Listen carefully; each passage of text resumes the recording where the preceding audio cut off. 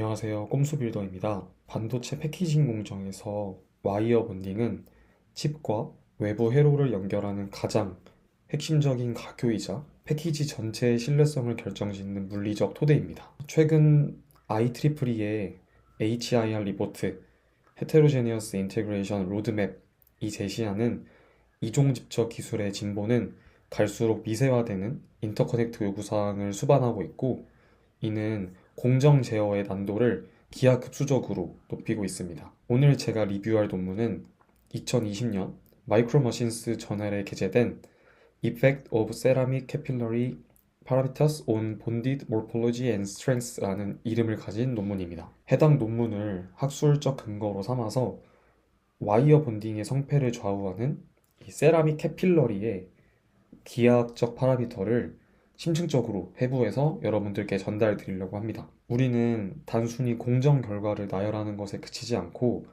이 첫 번째 접합점, 캐필러리가 처음으로 맞닿는 퍼스트 본드, 볼 본드의 형성과 이 볼 본드의 강도에 미치는 물리적 메커니즘을 규명해 보려고 합니다. 특히 이 와이어 본딩을 쏘는 캐필러리의 정말 눈에 보이지 않을 정도로 작은 미세한 구조적 설계가 결함 방지와 수율 확보에 있어 왜 전략적 최우선순위가 되어야 하는지를 공학적인 수치로 증명해 보도록 하겠습니다. 전체적인 분석의 흐름을 파악하기 위해서 우리가 다룰 핵심 변수들이 정리된 목차로 이동하겠습니다. 이번 리포트는 기초적인 정의부터 시작하여 세 가지의 핵심 기하학적 파라미터를 거쳐서 실제 제조 현장에 즉시 적용 가능한 최적 공정 가이드를 도출하는 6단계의 논리 구조로 구성해 보았습니다. 먼저 인트로덕션에서 와이어 본딩과 캐필러리가 무엇인지 자세하게 좀 소개를 드리고, 이어서 이 캐필러리 지오메트리 섹션에서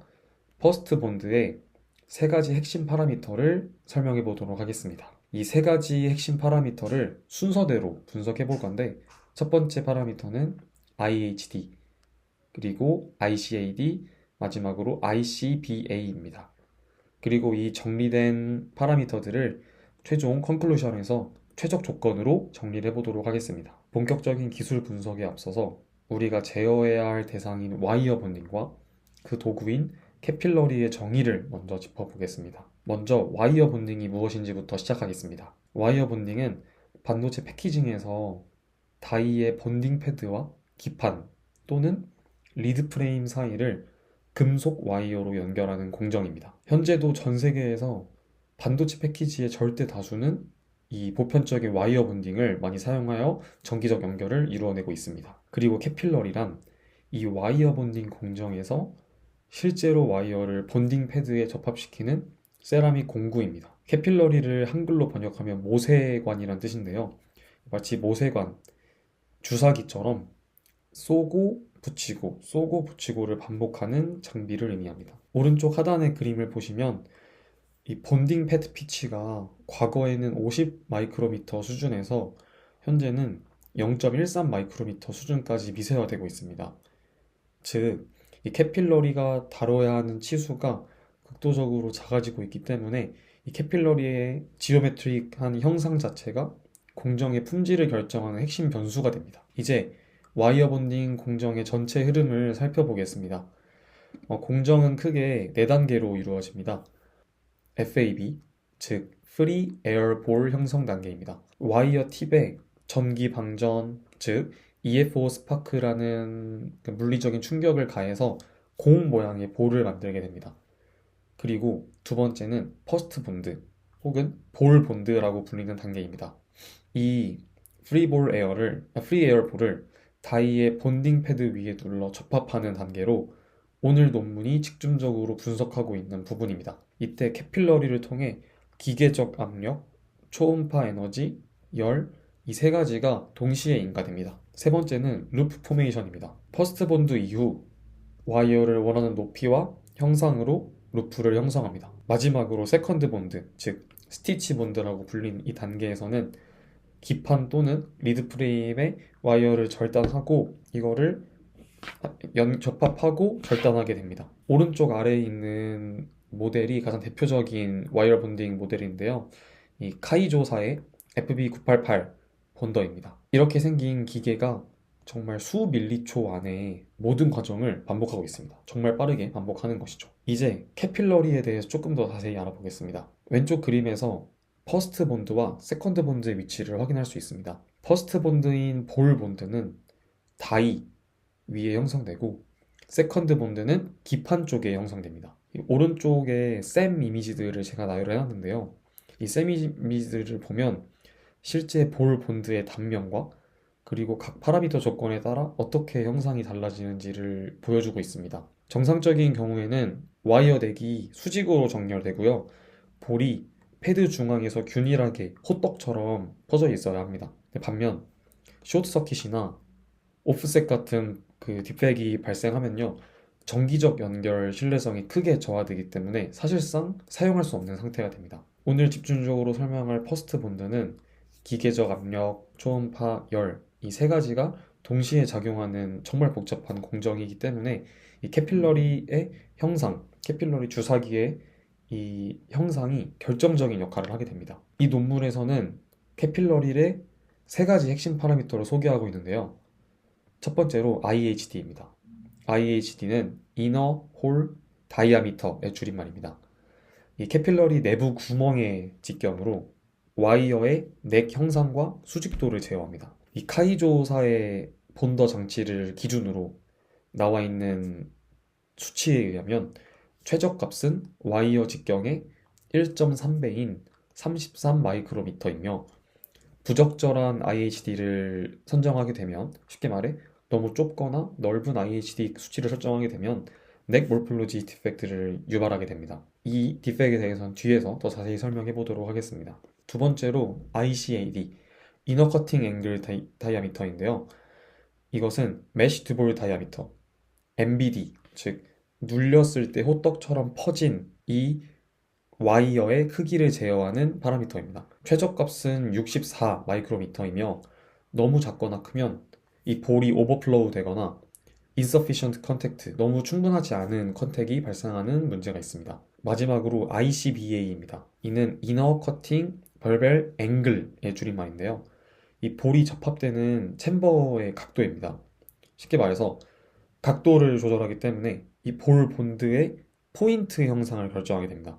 쉽게 말해서 얼마나 눌리고 이 목이 얼마나 뜨냐를 말하는 겁니다. 만약 제대로 눌리지 않으면 이런 모양이 될 거고 너무 눌리면 이렇게 안쪽으로 파인 볼 형상이 되겠죠. 최저값은 100도이며 부적절하면 eccentric 볼이나 쇼트 서킷이 발생할 수 있다고 합니다. 이 세 파라미터가 서로 독립적으로 그러나 복합적으로 이 퍼스트 본드 품질에 영향을 준다는 것이 이 논문이 말하고자 하는 바입니다. 이제 각 파라미터를 하나씩 분석해 보겠습니다.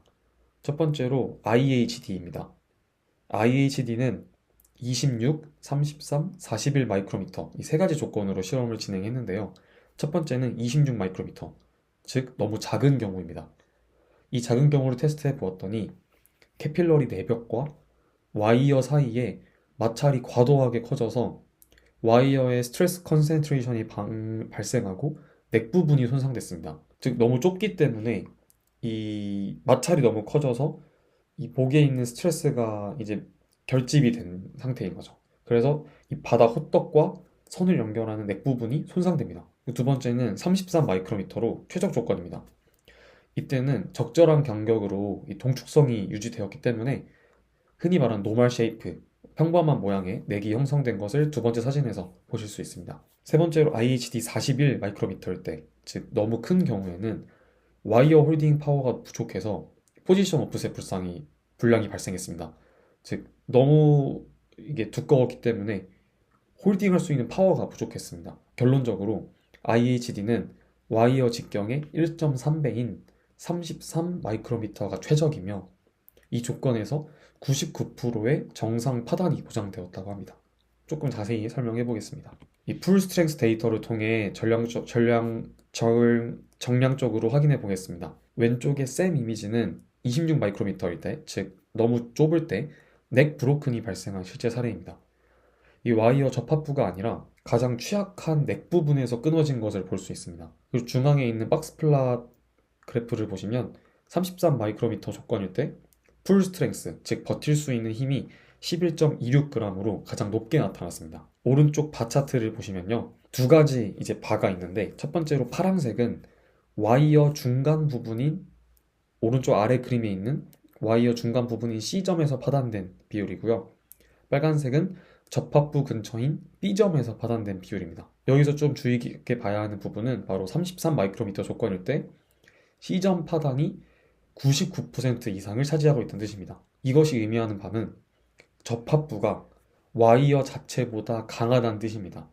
즉, 설계 의도대로 와이어가 먼저 끊어지고 접합부는 유지되는 것입니다. 이것은 약간 공정에서 의도된 결과일 수도 있습니다. 우리가 예측 가능한 이 와이어를 끄는 것은 가능하지만, 사실 접합부 자체가 끊어지게 되면 이것을 재설계를 하고 다시 생성하는 데 굉장히 큰 리소스와 시간이 들기 때문에, 만약에 끊어질 거라면 차라리 예측 가능한 와이어 부분, 그리고 다시 한번 선을 뽑을 수 있는 와이어 부분이 깨지는 게 더 효율적이라는 뜻입니다. 반면에 비최적 조건에서는 이 B점, 즉 접합부에서의 파단 비율이 높아져서 이 공정 신뢰성이 크게 저하되게 됩니다. 두 번째 파라미터는 ICAD입니다.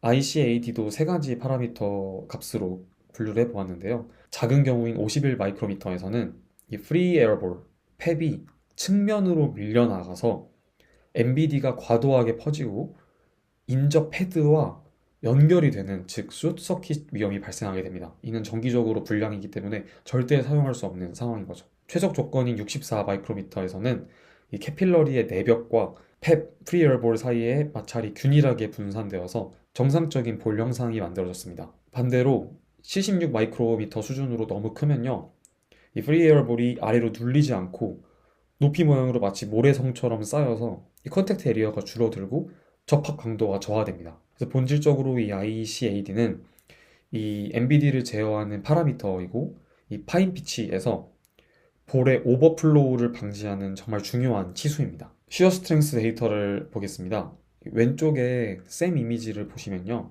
ICAD가 작을 때 발생하는 볼 오버플로우, 즉 팹이 패드 밖으로 넘쳐 흐르는 현상입니다. 이 상태에서는 인접 볼과 단락 즉 쇼트가 발생할 수 있습니다.